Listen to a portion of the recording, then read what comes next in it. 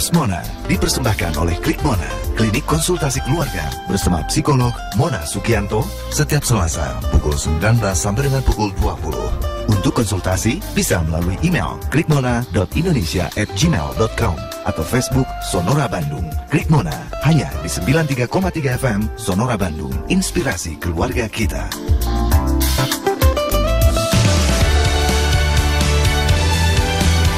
Radio Sonora.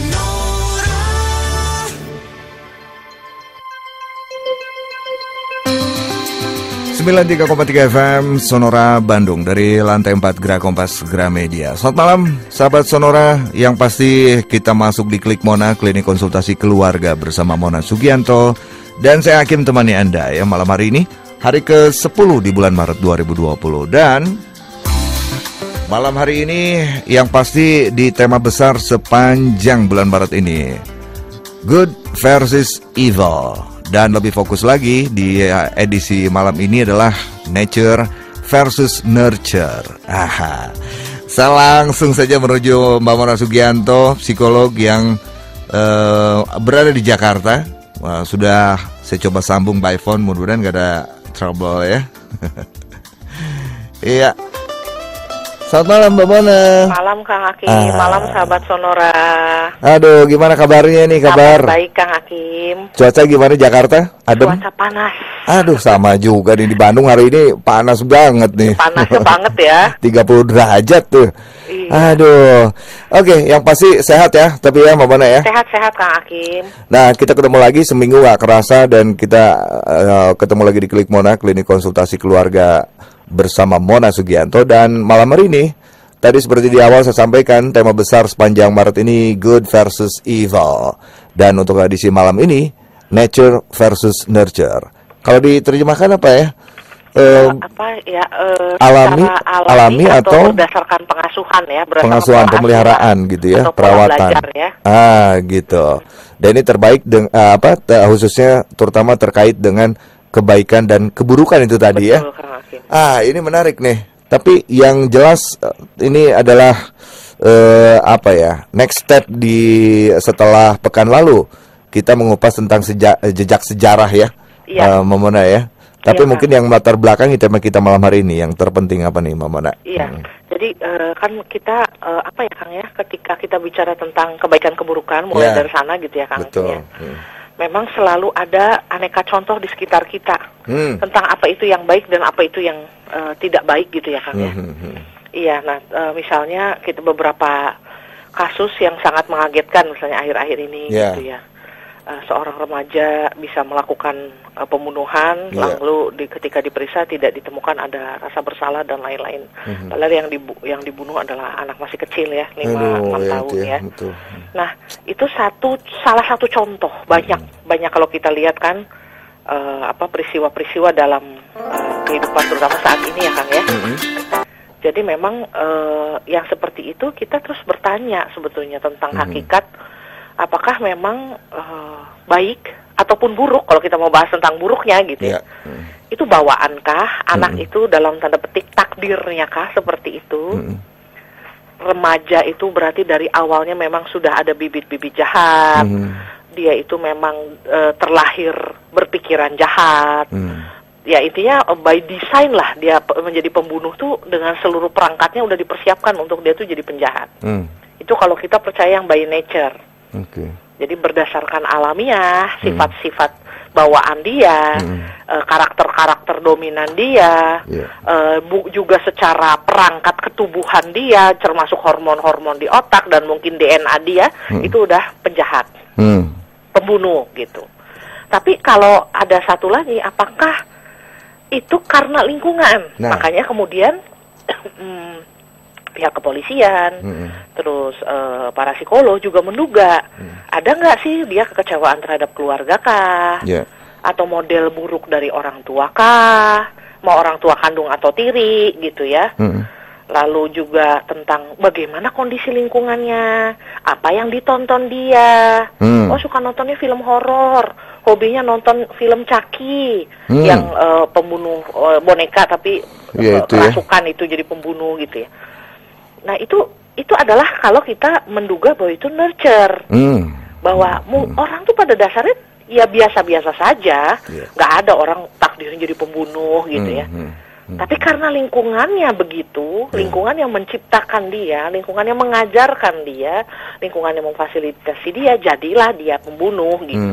Nah, itu adalah diskusi yang dari zaman dulu tentang psikologi itu debate yang nggak selesai sampai sekarang gitu kan. Nggak pernah selesai karena orang nature bisa bilang, oh iya memang secara otak ya, orang-orang kriminal itu punya perbedaan loh. Coba kalau perlu dipotret gitu ya. Area mana bentuknya, warnanya berbeda dengan orang yang tidak kriminal, apalagi kalau sampai pembunuhan ya gitu. Nah terus tapi itu orang nature bilang, oh enggak, bukan itu. Orang kalau baik mah baik aja gitu. Kalau buruk mah buruk aja, tergantung lingkungannya, tergantung orang tuanya. Nah itu kenapa makanya beban parenting, isu-isu parenting menjadi penting. Kenapa? Karena itu bagian dari bagaimana seseorang akhirnya bisa beradaptasi baik atau buruk gitu. Nah itu Kang, serunya di situ Kang, debate tentang nature versus nurture. Jadi mungkin dalam diskusi ini pun sahabat Sonora kalau punya contoh gitu mungkin pernah bertemu tokoh apakah penjahat dalam tanda petik atau justru hero, pahlawan yang baik gitu. Itu seperti apa misalnya dari keluarga mereka, kalau misalnya sahabat Sonora tahu bisa berbagi gitu. Ataukah memang itu bawaan memang dari kecil udah jahat, Kang Hakim gitu. Nah itu kita boleh, karena itu kita diskusikan sehingga kita kalau perlu nanti apa ya yang harus kita sikapi. Kalau melihat bahwa misalnya anak-anak kita di keluarga ada kecenderungan agresi, suka nyiksa binatang. Jangan nunggu sampai dia nyiksa orang, bahkan membunuh orang gitu kan. Secara nurture bisa nggak sih ada dampak di mana kita itu membawa perubahan kalau toh dia ada kecenderungan seperti itu. Nah, gitu. Nah, jangan-jangan itu bibit-bibit itu kalau suka mukulin binatang peliharaan misalnya Mamona. Ya karena memang kan itu kelihatan ya, karena nggak kalau agresi atau kasar gitu ya, itu kan kelihatan bukan hanya di saat tiba-tiba jadi pembunuh gitu. Sudah ada hal-hal sebelumnya yang mungkin observable ya, bisa kita amati. Seperti apa? Nah itu kita bisa diskusi dengan contoh-contoh nyata dalam kehidupan sehari-hari. Lalu nanti kita bahas di akhir adalah secara nurture apa yang bisa kita lakukan untuk keluarga kita lebih sehat, untuk anak-anak kita tumbuh menjadi manusia yang lebih sehat lebih juga gitu. Nggak ada yang mau keluarga anaknya, saya mau anak saya mau tiri mau kandung jadi pembunuh, nggak ada yang mau. Betul, gitu. Nah betul. itu yang kita coba untuk jangan contoh seperti ini. Marilah kita belajar banyak gitu ya, dan lalu lakukan sesuatu gitu Kang. Ya, ini menarik karena kalau berkaitan dengan sifat buruk dari manusia, ini sepertinya kan dua sisi ya, yang sifat buruk selalu membayangi, sifat baik juga selalu membayangi gitu ya, di setiap manusia. Mamona, tapi Kang. Sudah dipastikan ya kalau manusia jahat, faktor keturunan itu sama sekali nggak ada dominan di situ ya? Nah itu, kalau kita ngomongin faktor keturunan itu isu nature Kang. Jadi bawaan ya. Kalau misalnya gini, kenapa orang ada sebagian dari orang Indonesia ketika anaknya belum menikah, mau menikah, diwanti-wanti lah sama orang tua. Bibit, bebet, bobot gitu. Betul. Ya kalau bibit itu coba lihat. Jangan lu nikah sama orang yang orang tuanya aja jelas-jelas udah jahat, kakek neneknya penjahat gitu ya. Kenapa? Karena ada asumsi, bahkan bukan hanya asumsi, ada keyakinan juga, dan juga memang itu berdasarkan pengalaman juga pasti gitu ya. Iya ya, kalau bibitnya jelek dalam artian ada keturunan, disebutnya faktor keturunan, itu berarti kan genetika. Adakah memang genetika baik? Adakah genetika penjahat? Gitu. Sehingga akhirnya kita mengatakan ya bibit penting. Kalau udah bibit jelek ya jangan harap nanti tumbuhnya bagus. Nah gitu. Jadi kalau nature itu tentang bibit tadi, tentang genetika, tentang sifat bawaan, tentang asal muasal diciptakan begitu, takdir yang kita katakan ya, istilah-istilah umumnya ya. Kalau kita ngomongin nature itu. Yaitu terlihat dari memang ada di masyarakat kita pun yang memang ya bibit penting loh gitu. Nah lalu tapi ada yang bilang ya mau ibunya jahat, penjahat, bapaknya penjahat, kakek nenek penjahat gitu. Ada kok yang hidup di kawasan jahat, anaknya malah baik gitu. Kayak bunga lotus itu ya. Saya lotus gitu. Ya, betul. Itu kalau itu berarti faktor nurture. Ya, oke. Ya, walaupun pengaruhnya genetikanya buruk gitu. Tapi dia mempelajari hal yang baik, dia melatih dirinya untuk baik, dia mengendalikan dirinya, dia punya model baik yang lain gitu ya, bukan orang tuanya mungkin gitu. Nah itu yang akhirnya membuat dia dalam tanda petik selamat gitu. Survive ya.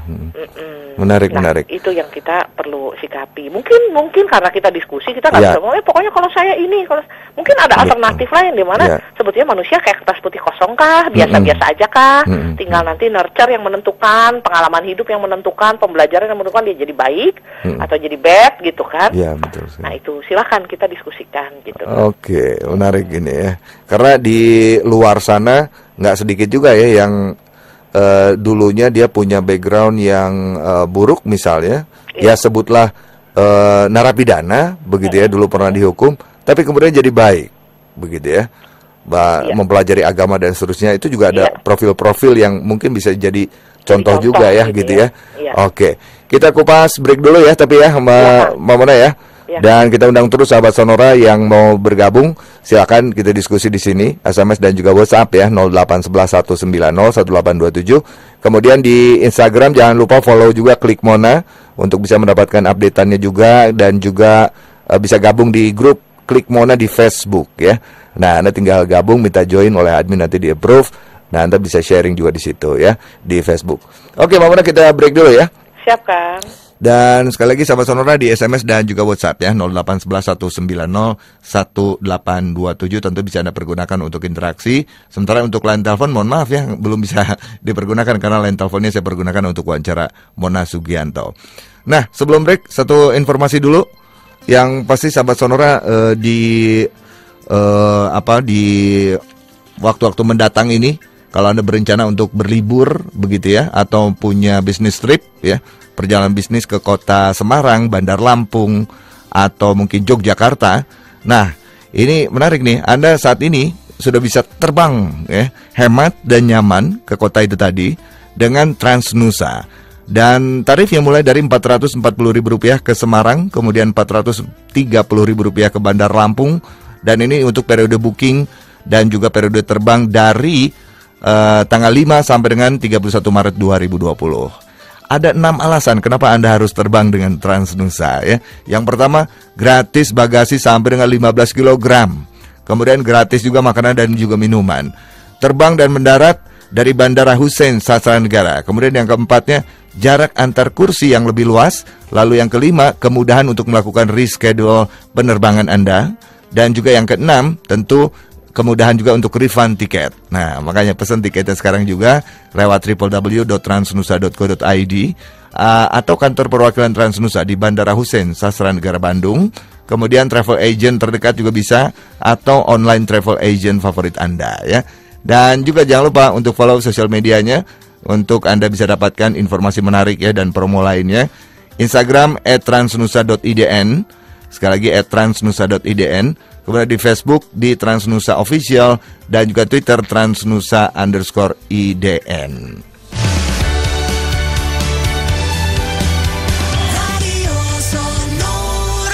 FM Sonora Bandung, inspirasi keluarga kita. Dari lantai 4 Gerak Kompas Gramedia di Jalan R.E. Marta Dinata 46 Bandung. Kita masih di Klik Mona, klinik konsultasi keluarga bersama Mona Sugianto MPSI dan psikolog beliau, dan juga tentu narasumber di Klik Mona malam hari ini ya. Dan saya Hakim temani Anda. Anda bisa menggunakan interaksi malam hari ini di SMS dan WhatsApp ya di 0811 190 1827 atau lewat Facebook juga bisa, karena di-share juga, kecuali kalau Anda belum masuk grup di Facebook Klik Mona ya. Anda bisa bergabung dulu dan Anda bisa kasih komentar juga di situ ya. Baik, saya langsung menuju Mbak Mona Sugianto. Ya, Mbak Mona. Siapa? Oke, kita lanjut lagi dan kita masih buka terus ya berbagai pengalaman atau sepengetahuan sahabat Sonora juga ya tentang siapa tahu ada profil atau sosok begitu ya yang bisa jadi panutan juga, atau mungkin punya pengalaman sendiri ya, Mbak Mona ya. Nah, kita tadi sudah disampaikan juga oleh Mbak Mona terkait juga dengan faktor lingkungan. Ternyata itu yang berpengaruh cukup kuat ya ketika manusia atau orang itu terinfluence atau terpengaruh juga pengaruh buruk yang kemudian berwujud juga dengan tingkah laku yang wujudnya begitu ya, wujud tingkah laku yang justru kekerasan, ketidakbaikan begitu ya. Faktor lingkungan memang sangat dominan ya, Mbak Mona ya. Iya. Jadi kalau berkata tentang nurture kan, kalau tadi kan kalau nature kan udah jelas ya, dan tadi udah disampaikan. Tapi kalau kita bilang jadi kalau nurture tuh apa? Nurture tuh jadi memang kayak semacam manusia beradaptasi. Dia menjadi begini atau begitu, baik atau buruk sesuai tema bulanan kita ini. Itu karena dia belajar sesuatu, memperoleh sesuatu. Jadi itu bukan karena asalnya begitu, tapi karena dipelajari gitu kalau nurture. Nah, apa saja sih kalau dari faktor nurture itu yang bisa mempengaruhi? Pertama tadi yang diomongkan lingkungan ya. Lingkungannya kayak apa sih? Lingkungannya lingkungan baik, lingkungan buruk, lingkungan sopan, lingkungan kasar, lingkungan jahat gitu ya. Nah, itu. Lalu pengalaman hidup. Pengalaman hidup yang dia alami. Jadi, waktu kecil dia waktu kecil umur sekian orang tuanya bercerai. Pada waktu umur sekian dia memiliki ibu tiri. Pada waktu sekian dia mengalami kekerasan apa misalnya, atau apa gitu. Itu adalah pengalaman hidup. Di sekolah dia pernah dibully atau dia juga pernah membuli. Pengalaman hidup. Lalu yang ketiga tadi environment, lalu life experience ya, pengalaman hidup. Yang ketiga learning, proses belajar. Ada model nggak di sekitar dia yang membuat dia mencontoh siapa, ingin idolanya siapa, belajar dari film horor apa, tokoh utama dalam hidupnya siapa. Kalau misalnya kita lihat dari beberapa gambar dari kasus yang sedang ada gitu ya. Misalnya gambar-gambarnya temanya Slenderman.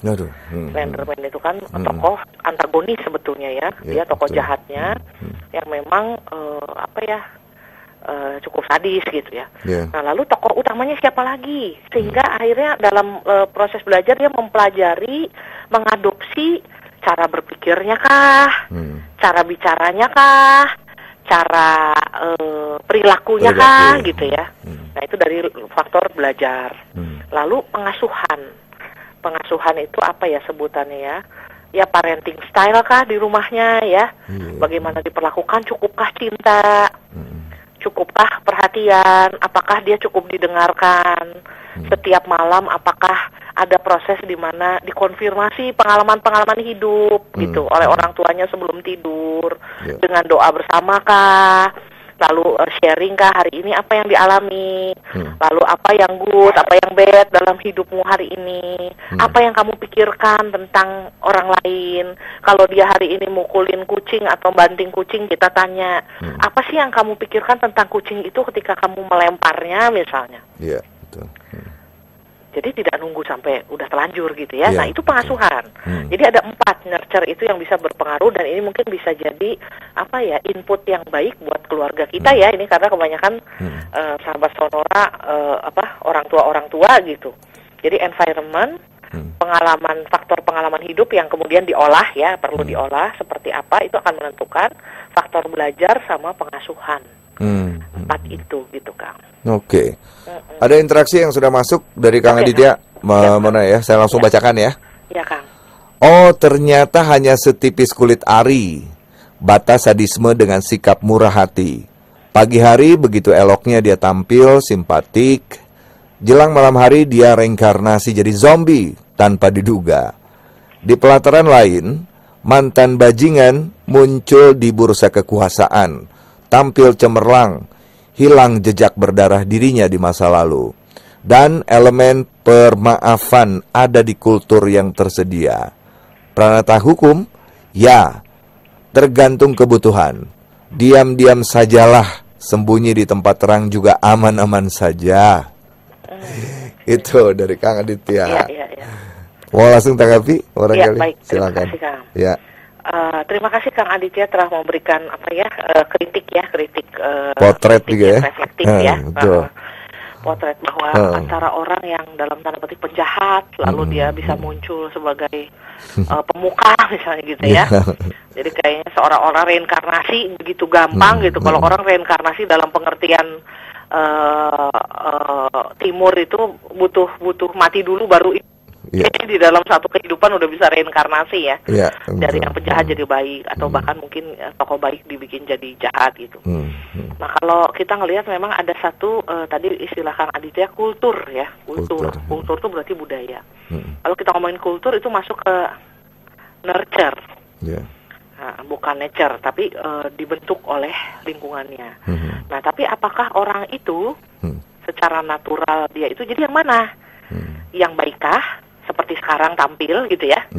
Ketika dia tampil kayak murah hati, di mana-mana dia dilulukan misalnya gitu. Atau yang asli itu yang dia dulu, yang dia memang sebetulnya jahat, tangannya berlumuran darah gitu ya. Perintah membunuh mungkin begitu gampang dikeluarkan gitu. Jadi dia secara nature yang mana gitu. Tapi bahwa nurture-nya ya udahlah maafin lah, pokoknya asal orang udah berkuasa jelek-jeleknya diampuni gitu. Misalnya ya. Jadi itu memang satu refleksi yang akan terus bergulir ya sepanjang masa menurut saya. Jadi bukan hanya tentang sejarah di masa lalu itu juga terjadi, di masa sekarang juga terjadi. Saya pikir sampai ke depan juga masih akan sama. Ada aja yang seperti itu gitu. Nah ada orang-orang tertentu yang memang percaya pada dasarnya manusia itu secara nature itu baik.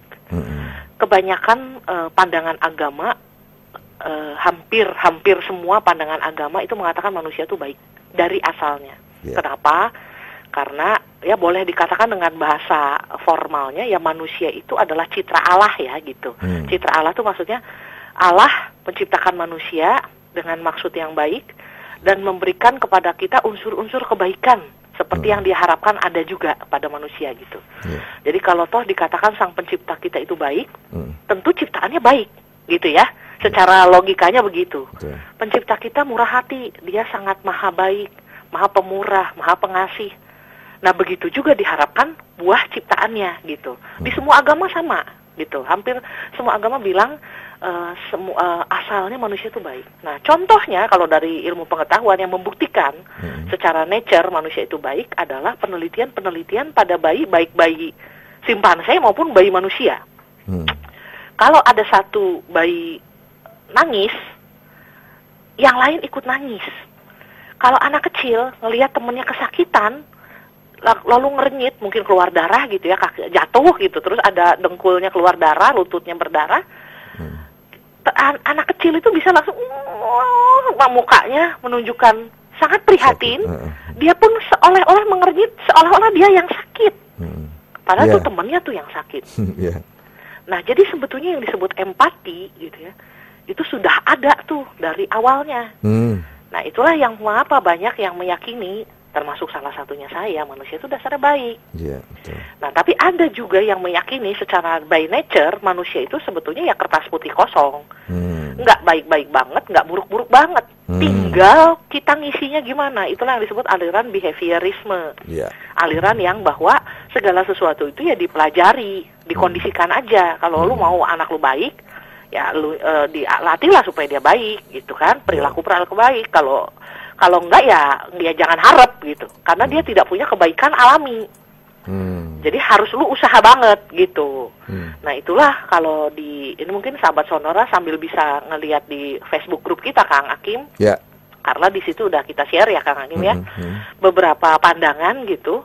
Dan kalau dari psikologi seperti apa? Oh ada yang nurture banget, ada yang nature banget gitu ya. Nah itu sebetulnya memang terus menjadi satu refleksi kita.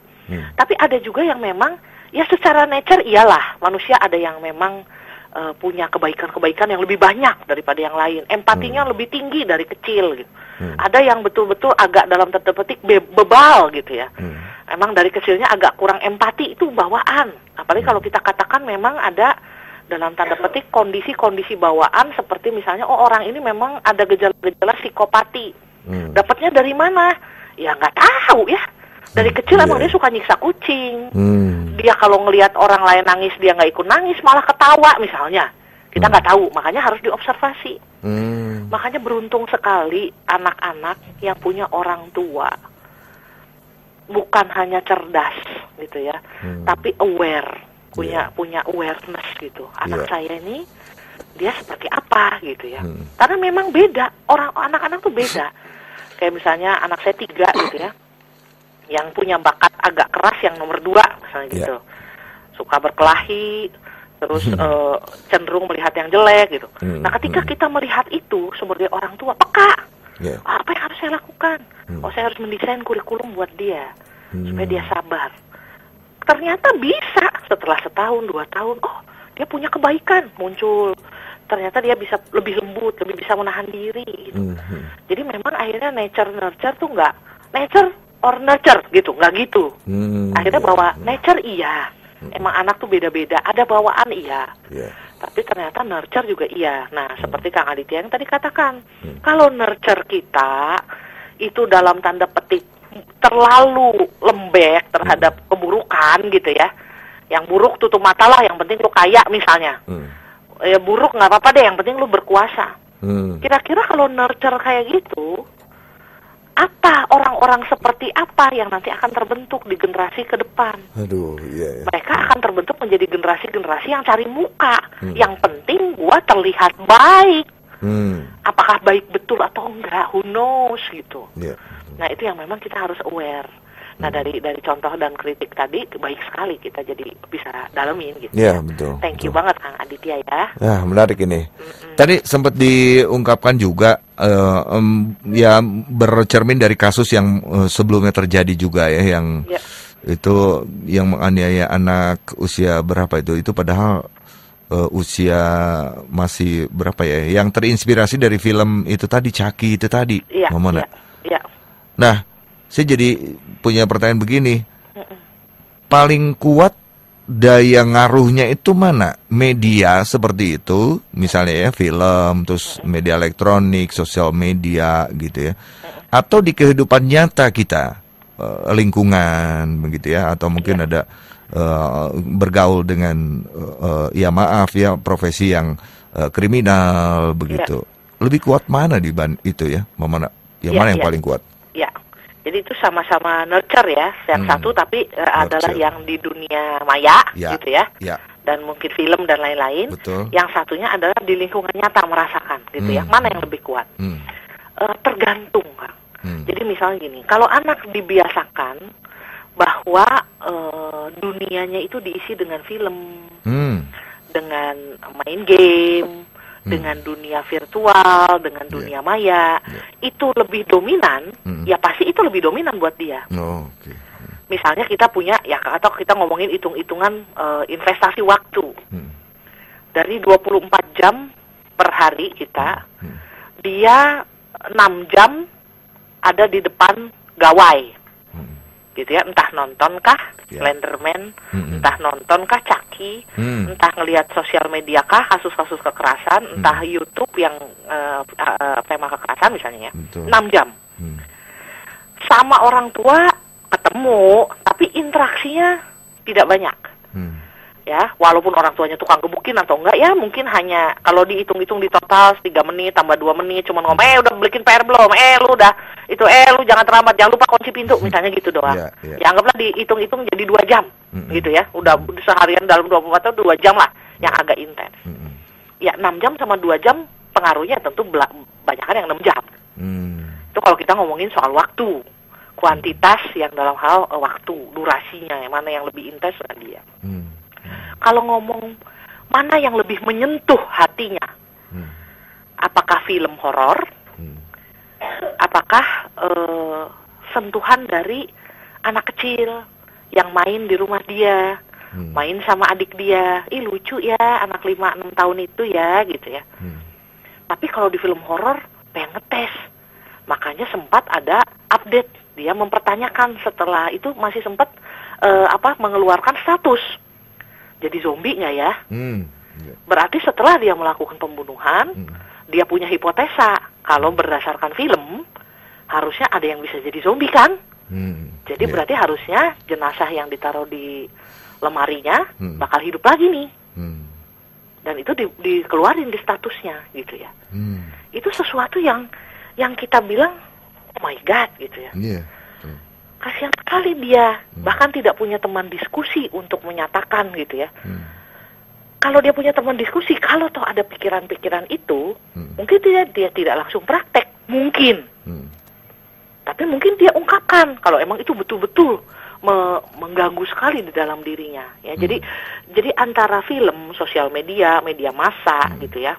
Dan apakah dengan lingkungan nyata, sentuhan personal, interaksi antar pribadi, persahabatan, mana yang lebih dominan? Ya tergantung mana yang lebih dominan dalam hidup dia. Kita nggak bisa suruh dia, ya orang tuamu kan baik, orang tuamu kan pemuka masyarakat, orang tuamu kan suka menolong orang gitu ya. Kok anaknya begini? Ya kalau orang tua yang baik itu tidak berinteraksi dengan anaknya yang lebih berinteraksi yang nggak baik, ya mohon maaf gitu. Pengaruh orang tua ya jadi agak lebih kurang dibandingkan yang lain gitu. Tergantung seberapa memang kita akhirnya punya pengaruh terhadap seseorang itu. Saya bisa saja baik sekali sebagai orang tua, tapi kalau saya tidak punya pengaruh untuk kepada anak saya, gitu. Padahal saya baik, saya suka sosial misalnya, tapi anak saya ngerasa jauh, mama itu nggak ada bersama saya gitu. Mama tidak peduli pada saya. Ya yang lebih ngaruh buat dia ya mungkin teman, mungkin game, mungkin teman di sosial media gitu, Kang. Buat orang tua apa ya indikator yang supaya itu daya ngaruhnya tuh memang bisa masuk ke anak atau enggak gitu?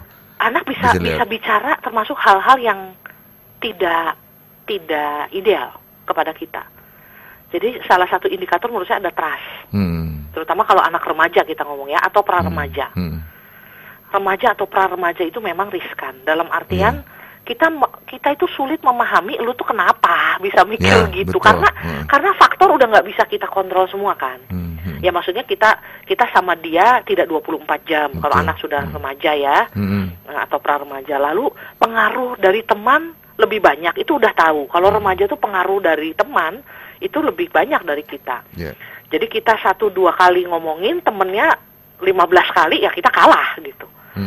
Dan dia lebih dengerin temen lagi. Nah, tapi kalau kita percaya, dia percaya sama kita percaya sama dia tetap akan bicara sesuatu kalau toh itu ambigu. Misalnya, Mih, kok tetap aneh ya temanku gini-gini. Mih, tadi aku berantem loh, gitu. Walaupun dia tahu berantem itu bisa dimarahin sama maminya, tapi paling enggak dia tetap cerita. Mih, tadi aku berantem sama si ini. Loh, kenapa? Gitu. Ya tadi dia gini. Terus aku gini.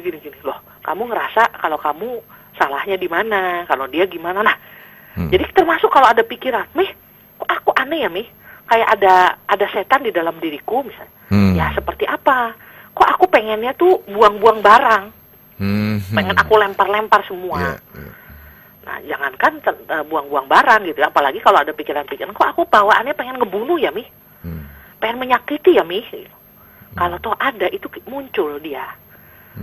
Nah, itu ciri-cirinya, Kang. Menurut saya salah satu ciri yang bisa kita katakan bahwa oh iya ya, kita masih punya pengaruh loh di anak kita. Kalau dia bisa percaya kita sehingga ngomong bahkan yang mungkin kedengeran kuping kita nggak enak gitu ya.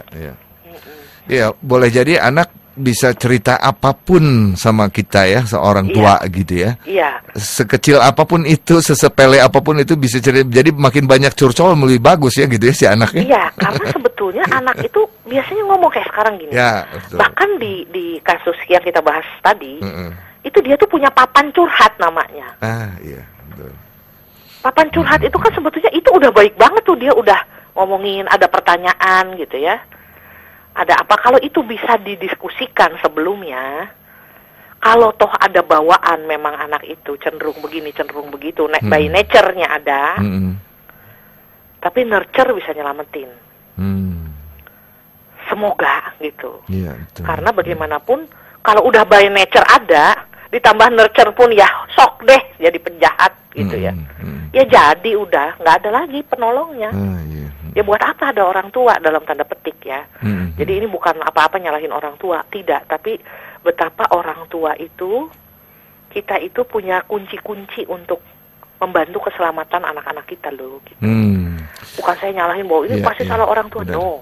Nature tetap ngaruh ya. Tapi kita juga bukan berarti ya udah sana gitu. Oke, jadi buat para orang tua yang mungkin malam sekarang juga lagi dengerin Klik Mona, segera cek juga putra putrinya sekarang lagi gadget, main gawainya, lagi main apa ya? Iya, kalau tuh ada tema pikiran apa, kalau dia suka misalnya YouTuber siapa, kenapa kamu suka itu? Nah, sambil langsung diajak ngobrol ya gitu ya. Oke, Mona, ini dari Taretno, saya bacakan dulu ya. Iya, Kang. Faktor berbuat baik atau jahat bisa berbagai faktor. Yang remaja membunuh anak 5 tahun itu, sedikit menurut saya sekarang ini itu mungkin karena ide-ide yang dominan masuk ke benaknya adalah kejahatan-kejahatan tanpa diimbangi kebaikan-kebaikan. Ya. Oke, nanti ditanggapi ya, kita break dulu ya, Mona ya. Oke, terima kasih Taretno ya, dan sahabat Sonora yang lain juga silakan saja boleh interaksi, mumpung masih ada waktu juga di SMS dan juga WhatsApp 0811 190 1827 ya. Klik Mona akan kembali setelah yang berikut ini.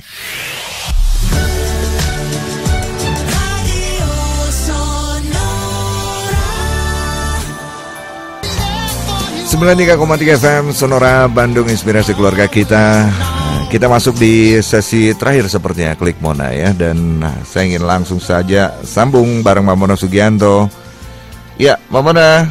Ya, Kang, siap, Kang. Oke. Ini lagu ini soundtrack dari film Tarzan, You'll Be In My Heart, Phil Collins. Masih ingat filmnya? Ya, ingat dong, Kang. Yang kartun maupun yang ini, yang apa, nonton Tarzan. Yang menarik adalah jalan ceritanya ya. Iya, itu begitu menyentuh gitu ya. Iya. Kaitan sama keluarga juga ada di situ ya. Iya, soal empati juga ada juga disinggung di situ. Dan termasuk kayaknya nyambung juga sama topik kita malam hari ini ya, Mona ya. Iya, Kang. Dan yang pasti masih berkaitan dengan good and evil sepanjang Maret ini, sahabat Sonora ya.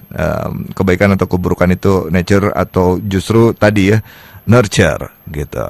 Oke, sekarang langsung saja Mona tanggapi dari tadi Taretno, dari Taretno.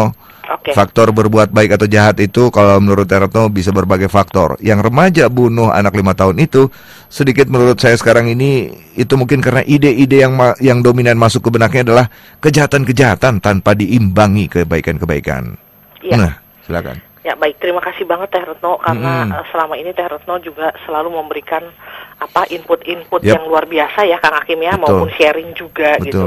Terima kasih. Jadi kalau saya setuju ya bahwa kalau toh kita punya sisi baik dan buruk gitu ya, tidak baik-baik terus gitu, tapi juga ada buruknya di saya gitu, tidak buruk-buruk terus, tapi juga ada baiknya di saya, sehingga faktor-faktor akhirnya faktor-faktor lain yang menentukan apakah saya akan memilih yang baik atau memilih yang buruk.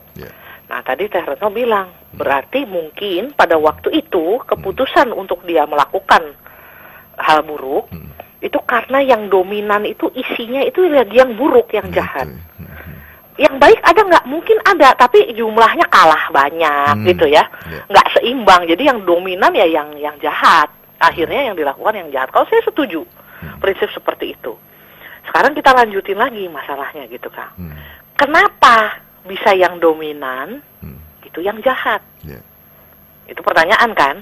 Oke, betul, setuju. Pasti yang jahat lebih dominan daripada yang baik pada waktu itu, sehingga akhirnya yang dipilih yang jahat.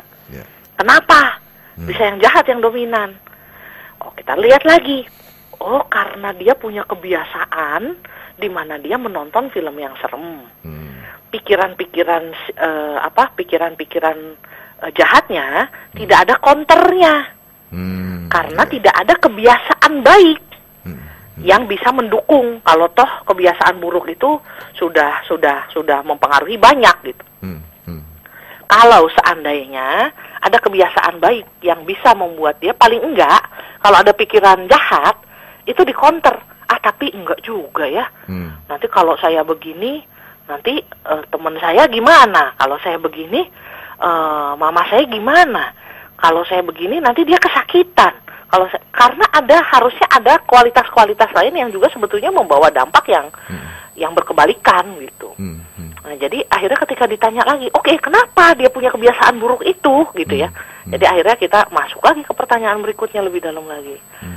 Oh ya, karena tidak ada yang mengajari dia misalnya untuk baik. Misalnya ya. Nah, akhirnya kita akan terus mengapa dan beberapa alasan itu kita lihat bahwa kalau dibikin sebuah puzzle, makanya dalam sebuah tindak kejahatan, itu kita tidak bisa loh hanya nyalahin orang itu. Bahwa kita pun berkontribusi terhadap itu. Kelalaian-kelalaian kita berkontribusi terhadap itu. Kita waktu itu sudah bahas, waktu kita bahas tentang pahlawan, Kang, di bulan November tahun 2019. Betul. Pahlawan itu dari mana datangnya? Dari keluarga. Tapi penjahat dari mana? Dari keluarga juga. Jadi mereka itu, kalau toh mereka punya takdir-takdir gitu ya, yang besar, yang baik, kalau kita juga nggak dukung gitu ya, ya itu kayak orang tuh melempem gitu ya, Kang. Jadi dia bibitnya bagus, tapi nggak jadi pohon yang bagus. Padahal salahnya di mana? Salahnya di tanah, salahnya tidak dirawat dengan baik gitu ya. Tidak pupuk ya. Iya, nggak dipupuk dengan baik karena belum tentu bibit bagus jadi pohon bagus. Belum tentu. Nggak langsung gitu. Kalau nggak dirawat dengan baik bisa aja nanti dia kurus lah. Jadi kok harusnya dia bagus nih, tumbuhnya banyak. Ya jadinya tumbuhnya sedikit lah gitu. Ya kita anggaplah bagaimana kita sekarang nurture itu menjadi tanah yang subur, lingkungan yang memadai untuk kebaikan-kebaikan itu supaya bertumbuh besar gitu. Tapi kalau ada keburukan-keburukan di situ itu nggak muncul, bukan nggak muncul ya, paling nggak di counter gitu. Jadi munculnya minimal. Dia punya bawaan agresi, oke. Daripada jadi pembunuh, minimal lu jadi ahli karate atau tinju gitu. Munculnya sesuatu yang agresinya tersalurkan sesuai dengan katakanlah kealamiahan dia gitu ya misalnya. Tapi bukan dalam bentuk yang menyakiti orang lain gitu. Dalam bentuk yang masih diterima secara sosial. Artinya dalam kondisi seperti ini orang tua apa ya? Mungkin bisa nggak sih ya Mbak Mona ya? Apa ya, harus punya semacam rumus atau formulasi gitu ya, supaya ketika si anak ini katakanlah dia dominan terpengaruh juga tadi ya ketidakbaikan begitu yang dari luar gitu ya.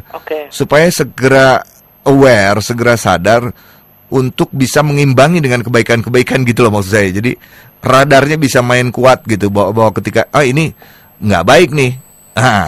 Saya harus berbuat baik begitu. Nah, maksud saya peran orang tua di situ bisa nggak sih ada formulasi atau bisa menumbuhkan sifat-sifat seperti itu gitu loh? Sebetulnya bisa, Kang. Dalam artian pertama awareness-nya ada dulu bahwa anak saya ini lagi ngalamin ini nih. Wah, gitu kan? Itu awareness itu harus ada dulu. Kalau enggak kan gimana? Benar. Nah, hanya saja seringkali lebih banyak, Kang, orang tua tuh kaget. Karena orang tua kadang-kadang taunya belakangan ya, Kang ya. Kalau begitu gitu ya. Kok sampai begitu banget gitu. Lalu dalam kekagetan dan ketakutannya karena dia tidak siap, akhirnya dia mengambil keputusan, ya udah kok gitu gue masukin asrama yang isinya orang-orang baik gitu kan. Gitu. Nah, padahal keputusan itu yang tidak diambil secara matang karena ketakutan anaknya nanti terlanjur lebih jahat lagi atau lebih buruk lagi misalnya ya.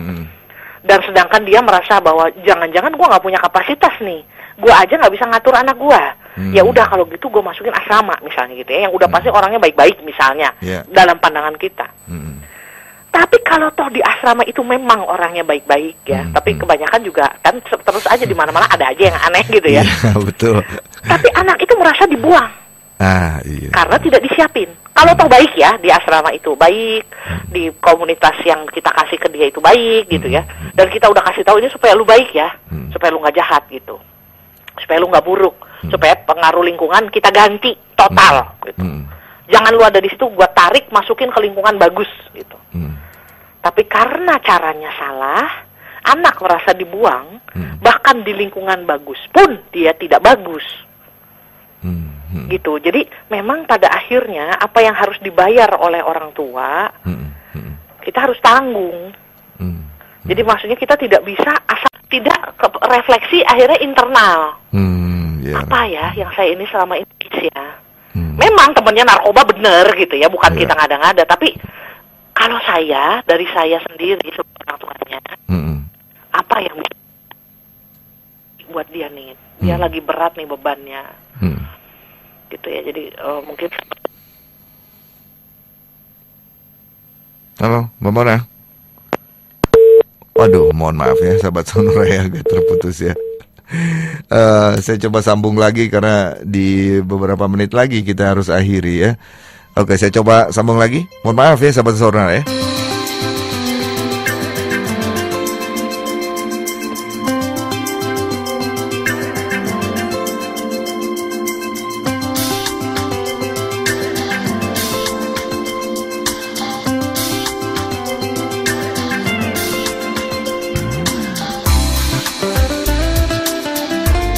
Baik, saya coba sambung lagi bareng Mamona Sugianto, mudah-mudahan nggak ada hambatan juga. Ya, Mamona. Halo Kang Akim, maaf tadi terputus sinyalnya. Iya, saya juga nggak tahu juga nih kenapa ya, tapi oke, Mamona ini menarik ya, paling tidak, tapi kita sudah di penghujung nih rupanya ya. Kang.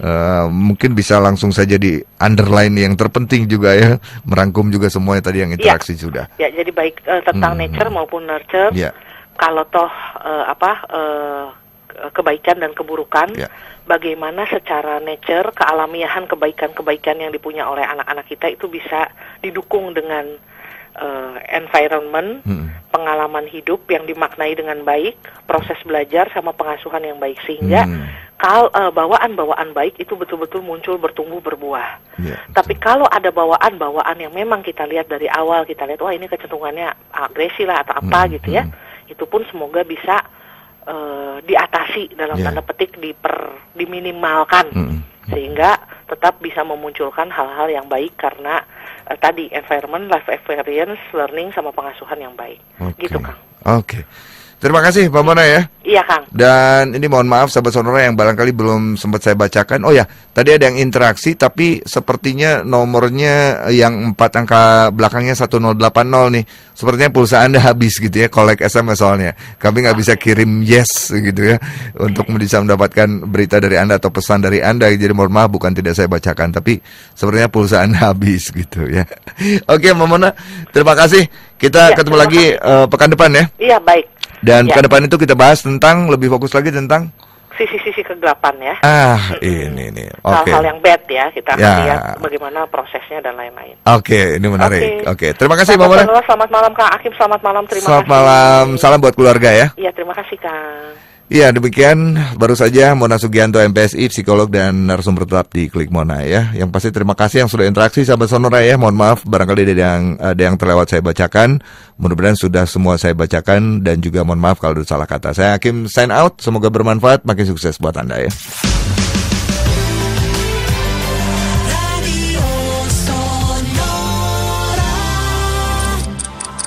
Pukul 20.